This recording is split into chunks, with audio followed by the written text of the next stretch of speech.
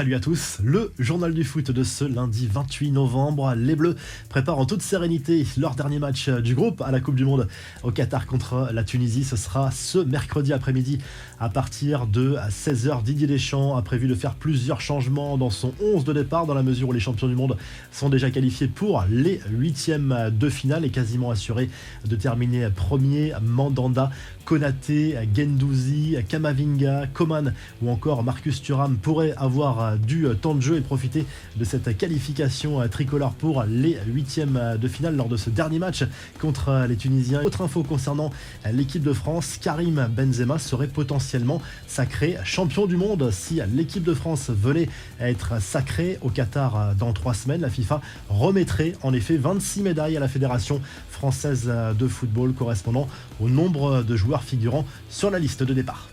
L'actu du mondial, c'est aussi les dernières infos concernant la cheville de Neymar et elles sont plutôt rassurantes selon les médias brésiliens. Touché contre la Serbie, la star de la Seleção pourrait revenir en huitième de finale, voire même avant selon UOL Esporte. Neymar, qui depuis cette blessure est victime de messages haineux ou de railleries sur les réseaux sociaux, un fait dénoncé par l'ancienne légende du Brésil, Ronaldo, qui a publié un message de soutien pour son compatriote. Je suis sûr que la plupart des Brésiliens comme moi t'admirent et t'aiment, ton talent d'ailleurs t'a mené si loin, si haut qu'il y a de l'amour et de l'admiration pour toi dans les 4 coins du monde, a écrit le double ballon d'or.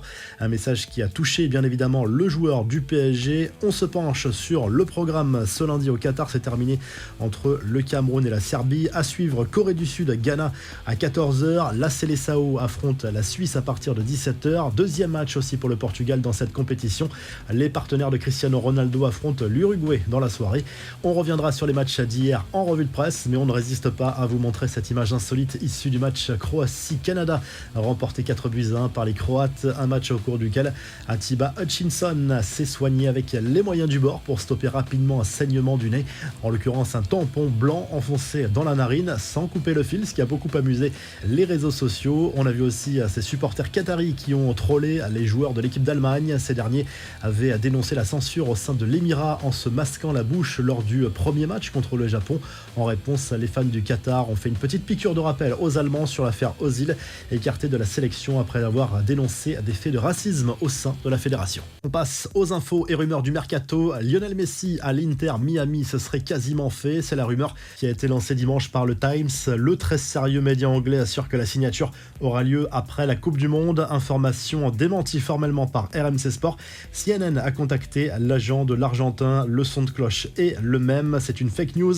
Il n'y a aucune négociation avec Miami, a lâché le représentant de la star du PSG. Messi est au cœur de toutes les rumeurs alors que son contrat avec le Paris Saint-Germain expire en juin prochain. Mais il y a surtout cette fameuse année supplémentaire en option. Le club parisien envisage plutôt de lui offrir un nouveau contrat de 2 ans. Autre info, transfert, et elle concerne aussi l'Inter Miami, la franchise de David Beckham. Le Barcelonais Sergio Busquets sera la saison prochaine au sein du club californien selon les informations de la Cadena Cope. Le milieu de terrain espagnol, actuellement au Qatar pour disputer la Coupe du Monde, et sous contrat avec le Barça jusqu'en 2023. Les infos en bref, scène hallucinante en Russie où le match de coupe entre le Zénith Saint-Pétersbourg et le Spartak Moscou a basculé dans le chaos. Une énorme bagarre générale a éclaté en fin de rencontre. Pendant plusieurs dizaines de secondes, les joueurs des deux équipes et les membres des staffs ont réglé leur compte avec une violence rare dans le football professionnel. Bilan 6 cartons rouges.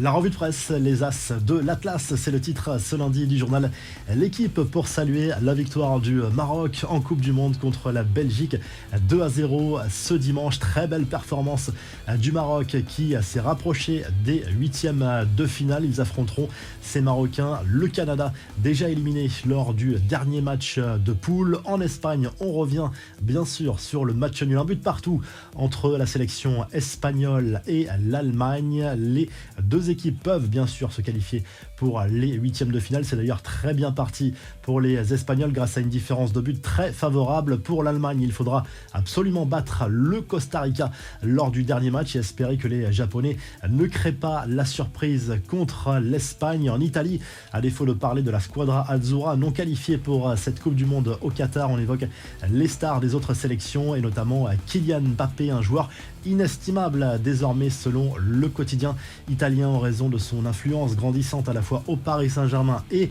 en équipe de France. Sera-t-il la star du mondial? Affaire à suivre. Si le journal du foot vous a plu, n'hésitez pas à liker, à vous abonner pour nous retrouver très vite pour un nouveau journal du foot.